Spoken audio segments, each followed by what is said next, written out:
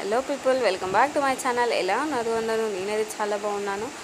పొద్దున్న లేచి బయటకు వచ్చి చూసేవారికి మా మమ్మీ గచ్చంతా తయారైందండి. ఎందుకు అనుకున్నా, ఈరోజు బతుకమ్మ స్టార్ట్ అట, చిన్న బతుకమ్మ.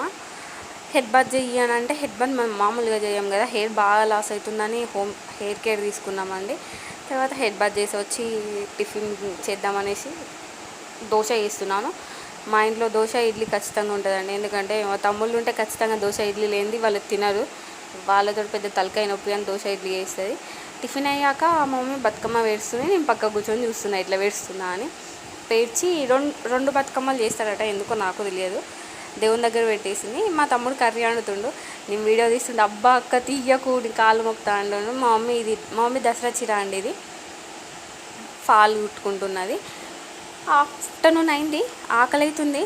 కాకపోతే ఇంకా కర్రీ కాలేదు. ఏం చేద్దామా అంటే ఫ్రిడ్జ్లో ఉండే రోస్ట్ చేసుకొని తిన్నాము. తర్వాత పాప్కార్న్ అవన్నీ వేయించుకొని లంచ్ అయింది.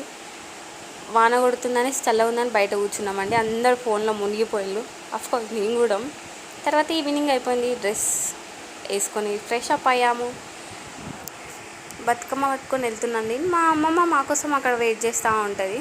ఎందుకంటే మాతోటే వస్తుంది అమ్మమ్మ కూడా, ఒకదాన్ని ఏం వెళ్ళాలి అనేసి.